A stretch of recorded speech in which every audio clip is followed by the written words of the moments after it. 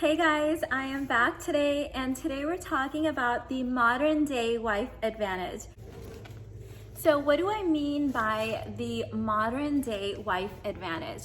The truth is that if you look at the whole history of humanity, if you go beyond humanity and look at the history of Homo sapiens or even before that, you will quickly realize that this era that we're currently living in, it may not be perfect, but at least for the Western society, this is the most that women have had options in their life. This is the most that we've been educated. This is the most rights that we've had. This is the most freedom that we've had. So if you look at the collective whole, we have the most rights and the most options and choices of how we can live our life currently, right? And of course, this is not true of all places on the planet, but it is of first world, westernized societies.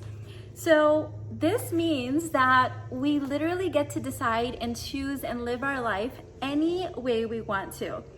And this is something that needs to be celebrated. This is something that needs to be intentional. I think sometimes we get into like too many choices, analysis paralysis. So I just want to start off by saying that as a modern day woman and a modern day wife, you have so many options. You have so many options. Number two, what is the modern day wife advantage or woman advantage if you're not currently a wife or don't want to be? Is that we know that our evolutionary history, our DNA is not coded for happiness. This is true. Our DNA doesn't care about our long-term happiness. It just cares about our short-term pleasure. It cares about reproduction. It cares about, having food. It cares about basic survival because that's what we've been doing for millions of years. Like we've been focused really on our survival, and our DNA is not created now. It's created through millions of years of evolution, right? So we are not coded for happiness.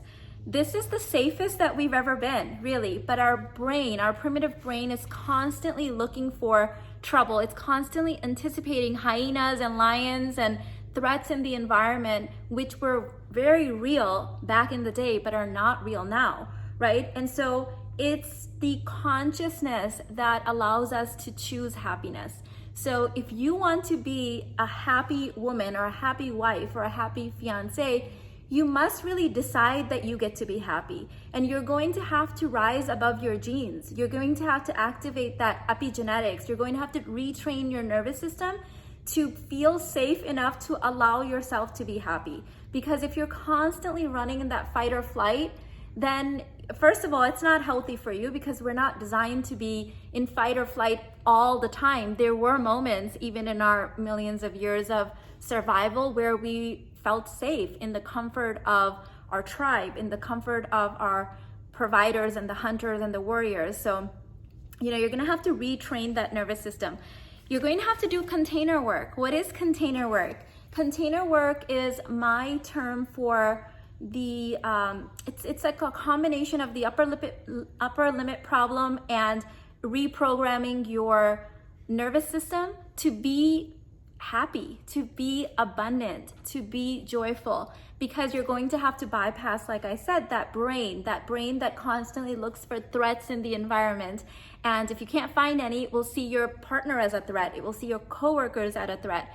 These are not real lions and hyenas, but they will sure feel like it to your brain, okay? So this is why the foundation of everything I teach has to do with inner work. Because if you're not raising your consciousness through inner work, if you're not upgrading the way that you process information, the way you see the world, then you're still living in those primitive times when they actually currently don't exist, right? So know that this is the most abundant that humanity has ever been, and our programming has never been this abundant, so it doesn't know how to cope.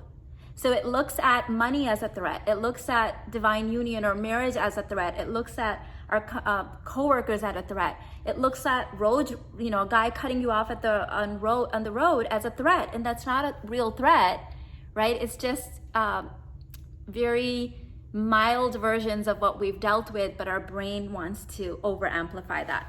Number 3 modern woman wife advantage is that you need to know yourself. Remember how I talked about we have so many options now, but a lot of times we're making decisions based on confusion that we've gotten from society, mixed messages that we got from our parents, the old ways of doing things. We're making decisions based on what our favorite influencers are doing. And it's great to be inspired by people, but at the end of the day, you're going to have to go deep into your heart and say, what kind of a lifestyle from this buffet of available options, what kind of a lifestyle do I want? Know yourself really, really well so that you can choose a partner that is truly your reciprocal. Because if you don't know what you want, then you're going to attract a partner that's also kind of like wishy-washy, and they're not going to know what they want.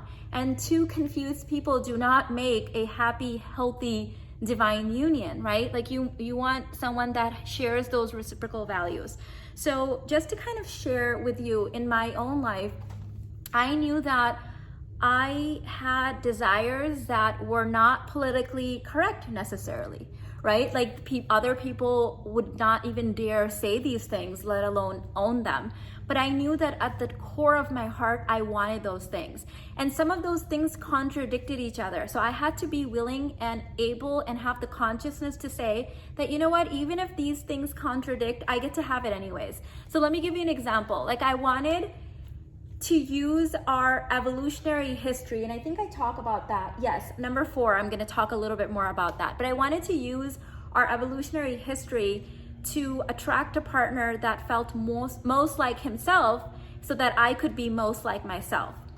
This meant that I did want someone with traditional values, but I also didn't want to follow all the rules of the tradition, right? So this is kind of that owning your yearning of the heart and really owning your desire. So for example, I wanted someone that wanted to provide and protect and be the head of the household, because previously I had tried doing that and it didn't work out, doesn't work with our DNA, did not work out. So I wanted the provider and the protector, but I also wanted flexibility in my life. I wanted a work optional lifestyle. So I wanted the option to be a stay-at-home mom when my kids were young and when I was pregnant and all that yummy stuff.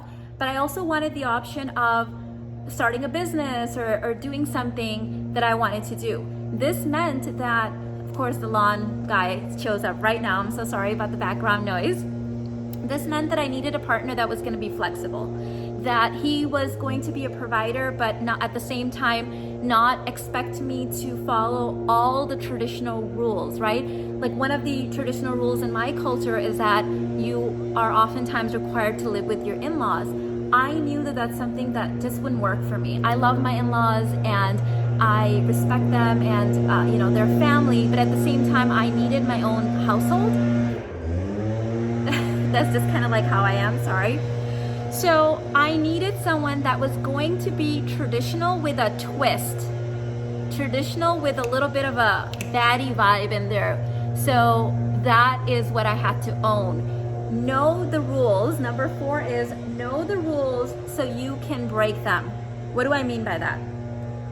So know that as a woman, as a female, you have certain requirements that are genetically encoded in you from millions of years of evolution. And yes, consciously you can decide to be above them, but the truth is that your hormones will burn out. Your body isn't consciously evolved yet, right? Like there's millions of years of programming. Knowing that, I also know that men have certain needs in their DNA, and we can expect them to be conscious and above their DNA, but they're not, right? Like they're in this body and we're in this body. So I knew the evolutionary rules. I knew what the masculine male nervous system and DNA requires, and I knew what the female feminine DNA, nervous system, hormones, lifestyle, pregnancy, all of that requires.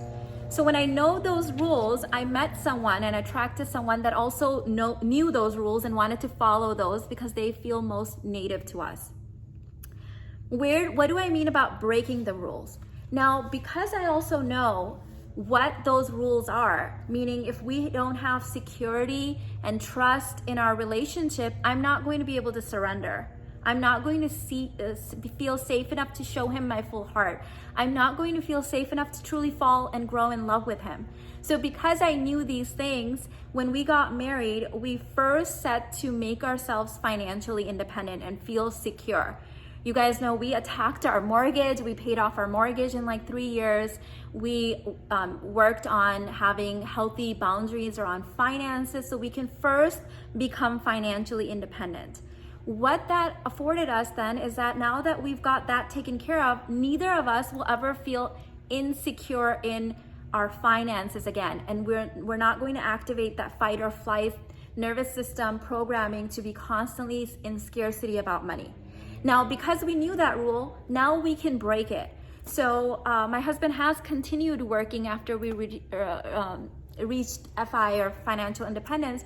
But if he ever chose to quit his job, he can quit his job and still be the head of the household, the masculine provider and protector, because providing is not a transaction. It's an energy of, I've got you, babe. Like, I have a band around the house, I've got leadership around the relationship, and I've got your back, right? So even if he was to quit working, our assets and our estate and our investments would sustain us, and I wouldn't feel like, oh my God, he quit his job, so like now I have to provide, right? So because we know the rules, we have freedom to break them. And a healthy modern day marriage needs a lot of flexibility, because modern day humans are both activated in their feminine and in their masculine, both of us, right? I want an opportunity to use some of my masculine energy too, and I use it with you guys in my business, and I bring my full feminine heart in my relationship. So because I know the rules, I've got the flexibility to break them. When women come to me and they think, oh, they have to be feminine 100% of the time, that feels like taking a few steps back, right? That to me feels like we're still not free. We still don't have options. We still don't have flexibility. And modern day females, humans, like, we need to honor that there's ancestors that fought, right? Like, for our rights. Like, feminism was such an important part of our history. Even the fact that women these days can say that I hate feminism and I don't like feminism, the fact that you can even say that, the fact that you have a voice, is because of feminism. So there is a healthy side of it. Has it gone a little too far now? Yes, right? It has. But there was a healthy side to it. And so I don't want to go backwards and say, now I only can be feminine. I can't have a business. I can't have a career. I can only be a housewife.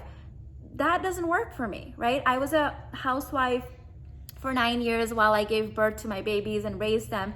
And they're older now and they're in school now. And I want to use some of my divine masculine and have a business and be a feminine leader and do all these yummy things. And I have an option of doing that too. So know that you have options and you don't have to lock yourself in just like one way of living. So the most important thing that you need to know about the masculine DNA or the male nervous system is that if you have failed to get a gut level emotional reaction from him by knowing your female DNA, then every single thing in your marriage and your relationship is going to be a negotiation. It's going to be a transaction. It's going to be complaining, convincing, negotiating. Like it's like feels upstream to me. But if you have that natural, genetic, emotional, gut level, polarity based thing going on with your partner where you're both free to be super open, vulnerable with each other, you are both accepted, you both feel really, really met in the relationship. The truth is, healthy masculine men would die for their woman, right? Like, they want to make us happy so bad. So when you have that gut level reaction, you can make different decisions with ease and grace, right? So example, when I was a stay-at-home mom for the first 9 years of our marriage, giving birth and having the work optional lifestyle and choosing not to work because I want to have my babies in peace, then I did most of the cooking, right? Like, not all of it, but most of the cooking, cleaning. And when 9 years later, when I launched my business and I was using more of my alpha energy in my work, I realized that it was too much for me to cook and run my business. So we made the decision to get a catering service to cook for us.